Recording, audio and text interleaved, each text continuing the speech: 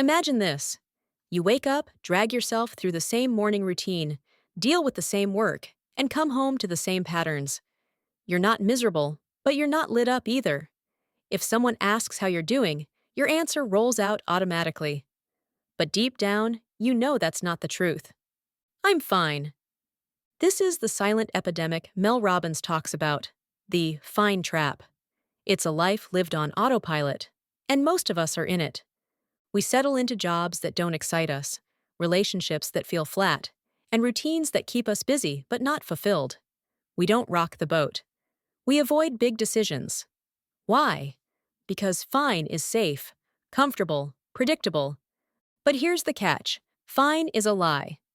Mel reveals that behind every "I'm fine" is someone who's stuck, someone who wants more but doesn't know how to begin. Maybe that's you. Maybe you've thought about switching careers, starting something new, moving cities, or finally speaking up. But you've convinced yourself now's not the right time. You tell yourself you're too busy, that it's too late, that you'll wait until things calm down. But the truth is, you're scared. Scared of failure, scared of judgment, scared of the unknown. And this fear keeps you trapped in the familiar. It's why you've ignored that inner nudge for months, or even years. It's why you scroll, distract, and overthink, instead of taking action. You've become so good at talking yourself out of change that you don't even realize you're doing it anymore. Mel puts it plainly. You don't need more time, more money, or more confidence. You need to stop waiting and start moving. Because the biggest lie we tell ourselves is that tomorrow will be different, that we'll start next week, that the motivation will eventually come. It won't. The change you crave starts by admitting the truth. You're not fine. And that's okay. Because saying "I'm not fine" is the first bold step toward a life that actually excites you. So, you've admitted it. You're not fine. That's a big first step. But now comes the real question. Why is it so damn hard to change?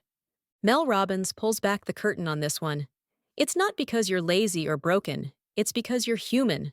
Your brain is wired to keep you safe, not successful. Here's the science behind it. Every time you even think about doing something new, quitting your job, starting a side hustle, signing up for a class, your brain hits the brakes. Not because it's a bad idea, but because it's unfamiliar. And to your brain, unfamiliar equals danger. This automatic reaction is what Mel calls the emergency brake. It's a built-in mechanism that stops you the moment you step outside your comfort zone. And it happens fast. Within 5 seconds, your mind floods with hesitation, doubt, excuses. You talk yourself out of action before it even begins. The worst part? You don't realize it's happening. You just feel meh. You tell yourself the timing isn't right. You convince yourself you need to think about it more. You scroll, clean the house, answer emails, anything but the one thing that could actually change your life. Mel explains that this isn't procrastination, it's protection. Your brain thinks it's helping you avoid risk, but in reality, it's keeping you stuck in the exact same place you swore you'd move from. And here's the kicker. The longer you sit in hesitation, the stronger that emergency brake gets. Days turn into weeks, weeks into years. Before you know it, you're living a life full of almosts and maybes. But change?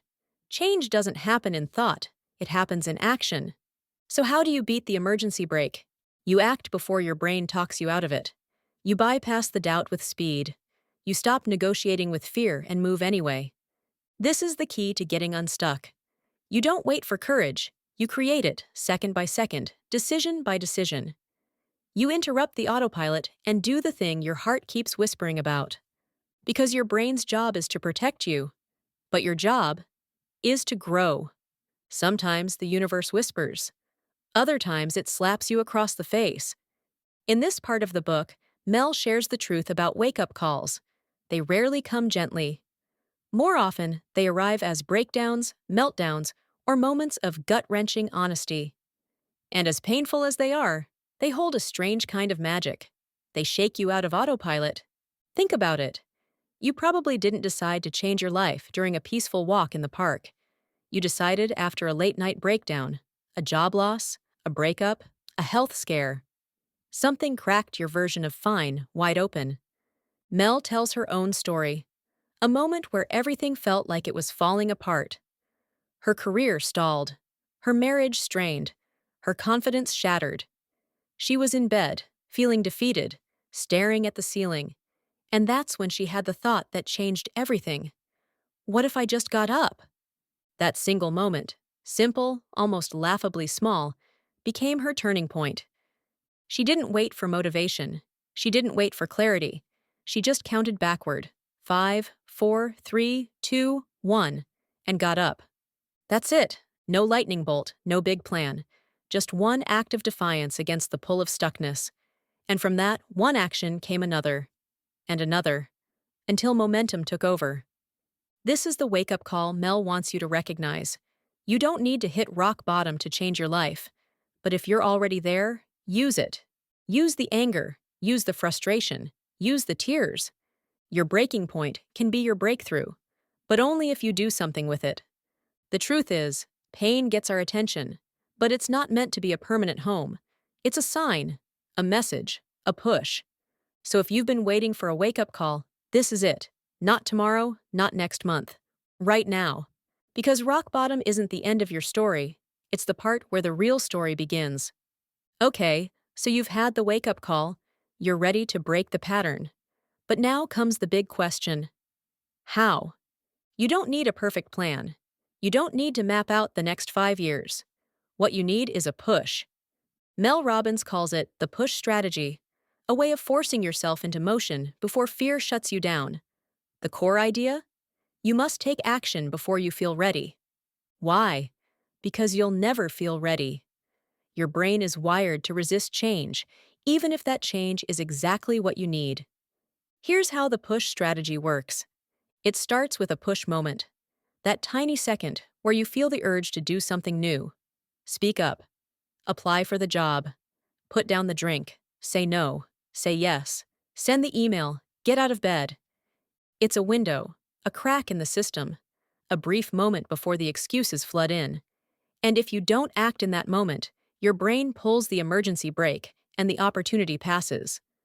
So, what do? You push. You count 5, 4, 3, 2, 1, and you move. Not tomorrow, not after you think about it, not when you're more confident. You act now. Mel explains that this isn't magic, it's neuroscience. Counting backwards activates your prefrontal cortex, the part of your brain responsible for decision-making. It interrupts the autopilot loop and gives you just enough control to act. That action, no matter how small, is everything. Because action creates momentum. Momentum creates confidence. And confidence? That's built, not born. Think about it. Have you ever regretted finally doing the thing you'd been avoiding? The regret comes from not doing it sooner. The push strategy is how you build a life you're proud of, one push at a time. You don't need to take giant leaps. You just need to stop hesitating and do the next right thing. You don't need permission. You just need to push. You've pushed. You took action. Maybe it was small, maybe it felt scary. But you did it. Now what? Now you build momentum, the secret force behind every meaningful transformation. Mel Robbins explains that momentum doesn't come from big wins. It comes from consistent micro-actions, tiny steps, quick decisions, small risks taken every single day. Here's the truth. You don't need to climb a mountain this week. You just need to take one step, then another, and then another. But there's a twist. Thinking too much will kill your momentum. The moment you start overanalyzing, your brain jumps back in with fear, doubt, and distraction. That's why Mel tells you to stop thinking and start doing, especially when the task feels uncomfortable. Discomfort, she says, is actually a good sign. It means you're stretching, growing, moving toward the edge of your comfort zone. And here's the key. Confidence comes from action, not the other way around.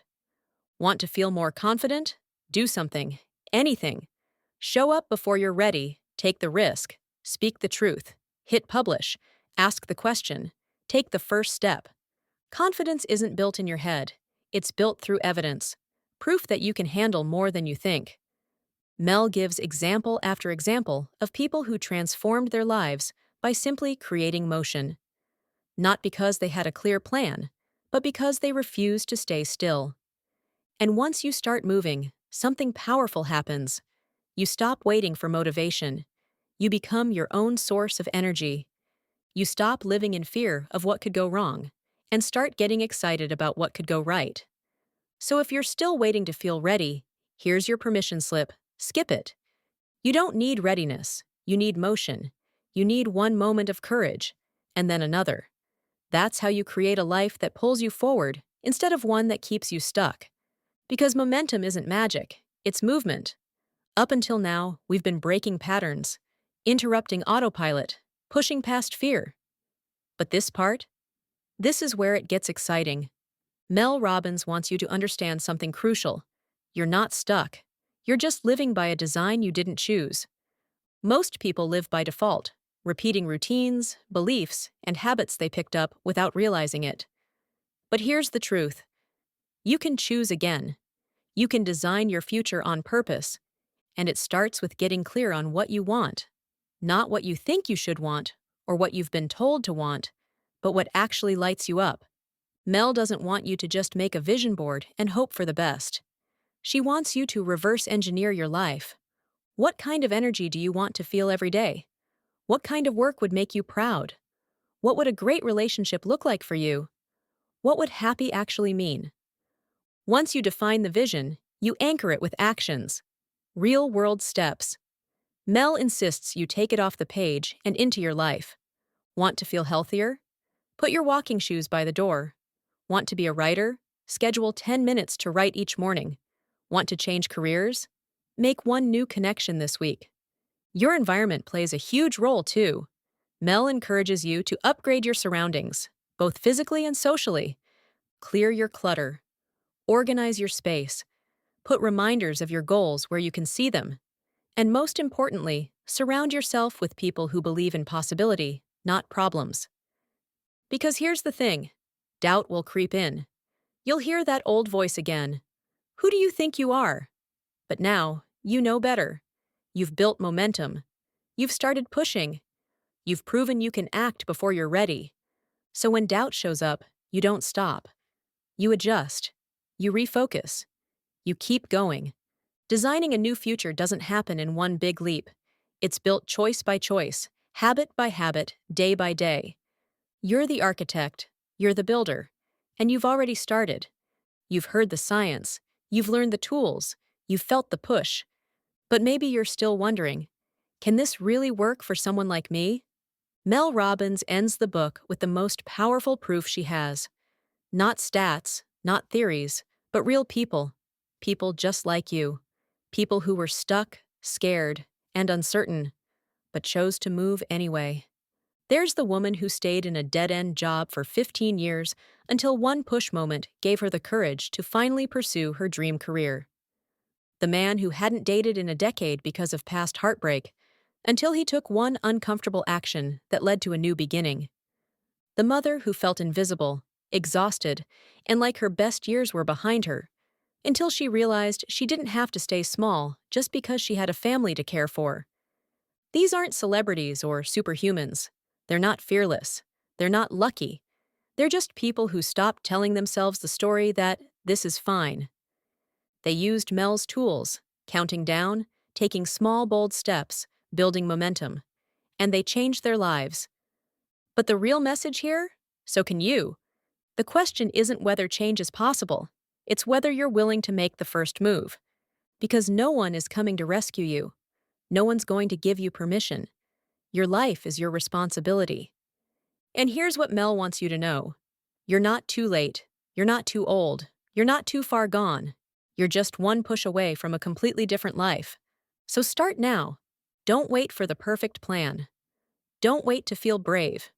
Don't wait until you have it all figured out. Push.